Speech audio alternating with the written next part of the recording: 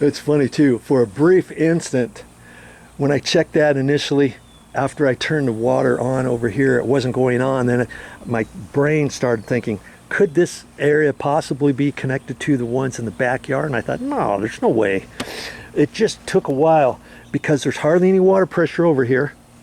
I'm still trying to find that out, why there's hardly any water pressure. Because the water pressure was so low, it took a few minutes to fill this 1/4-inch tubing pipe.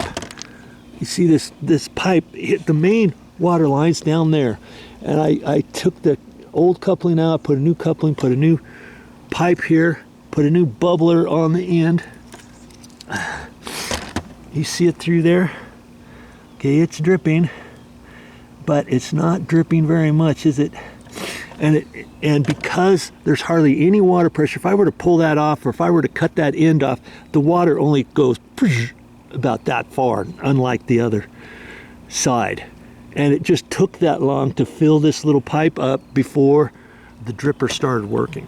Okay, and so that one is working. It is on the same line. And when I come out here, theory would have it that these should have water in them now, right? Nothing. And nothing.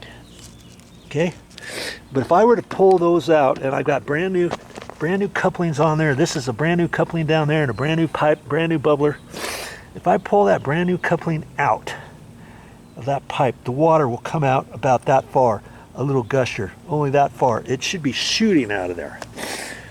And because my theory is, because the water pressure is so low there, it's taking forever to fill this pipe up, forever to come uphill and fill this pipe up before it goes out of there, or it's never going to fill this pipe up because the water pressure is so low, it just keeps going to the next to the next plant, to the next plant, to the next plant. Do you see what I mean? And so I know this whole area in here, the water pressure is really low.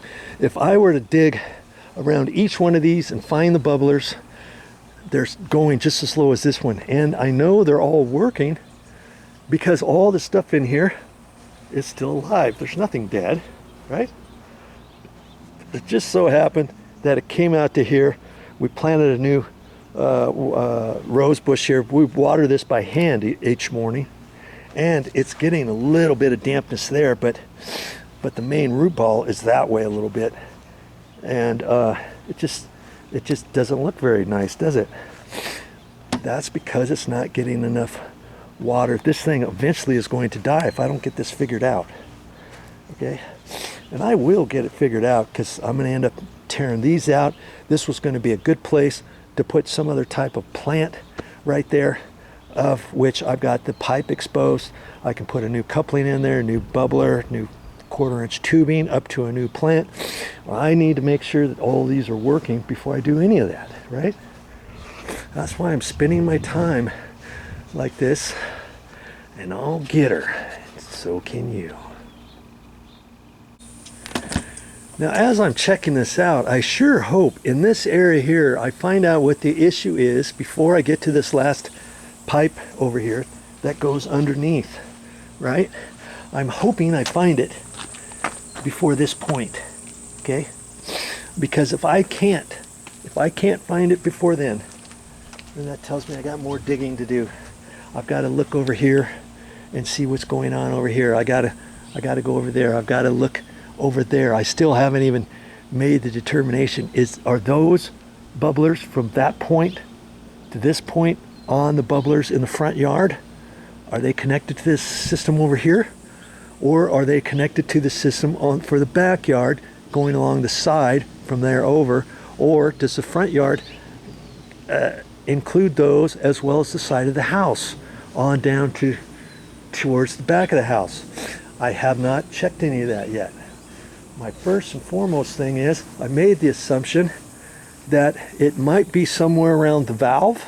I've now determined that the valve is working fine, right? I've determined that I've got full pressure in this area. That's a good sign, right? So little by little, I'll figure it out. I hope.